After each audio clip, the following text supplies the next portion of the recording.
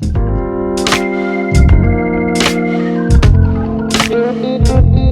we had another great day, and today we entered Scotland. We came by train into Scotland through Gretna Green. Our day started in Southport. We took the Northwest Railroad from Southport to Wigan-Walgate, and then we walked across the street from Wigan-Walgate station over to Wigan Northwestern station, where we picked up the Virgin train, essentially the same train that we got off yesterday, and we hopped on the Virgin train and went all the way to Carlisle. Then we got off in Carlisle and boarded a ScotRail train destined for Glasgow. We got off that after 3 or 4 stops here in Dumfries. We're recording this, or I'm recording this video from the Station Hotel, which is located just across the parking lot from the railway station itself.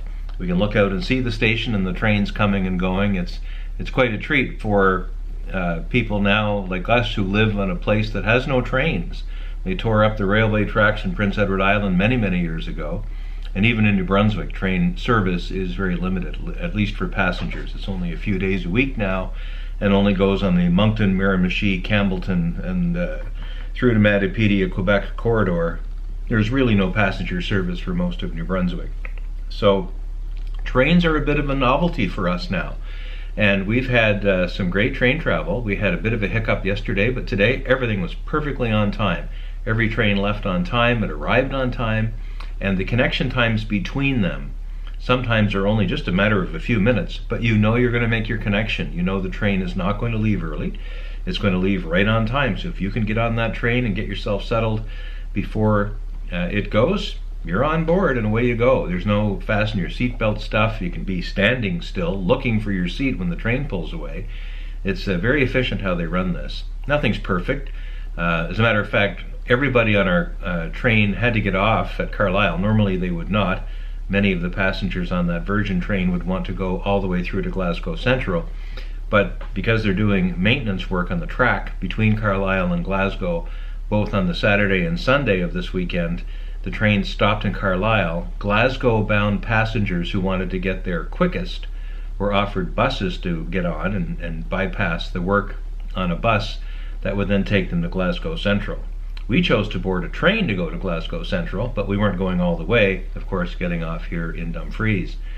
After we arrived and got ourselves sorted here at the hotel, which is a word that we hear a lot now, we walked about the town. We found a nice place for supper. It was really good. I had the traditional fish and chips, and it was magnificent. The French fries were cut right there in the restaurant, and I would say they just started using new oil in the last day or so, because the French fries were almost white, but they were very well cooked, and it almost felt like they were coming from new potatoes, which probably wouldn't be this time of year, but they tasted as good as new potatoes. They were really good.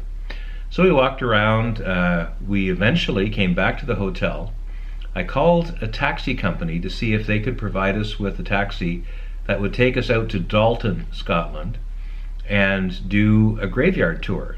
I had seen some research done by members of the family, DNA verified members of my distant family on the Dixon side, who said that the grave of William Dixon was to be found in Dalton in an old church graveyard. And based on a picture I'd seen of the gravestone, I thought I could triangulate and coordinate and find that same stone myself if I had just enough time to do it. So sure enough, the taxi company provided us with a driver who was exceptional. He was a really great guy, and I'll tell more about him later in a vlog. But we went out to the cemetery in Dalton, and I did manage to find the grave of William Dixon, who died in 1818. That's 201 years ago. And according to the research that's been done by some members of the family, his son James was the first Dixon to emigrate to Canada around 1823, and all the Dixons in the Miramichi area, or almost all I guess, are descended from him, including my mother, who was born a Dixon, and I had Carrie Dixon as one of my middle names as well.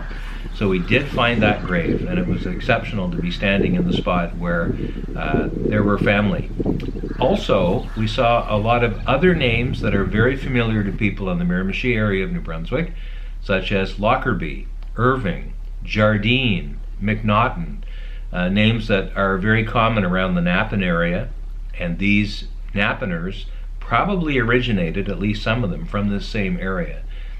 Just walking about the town, seeing the faces, it looked very much like home.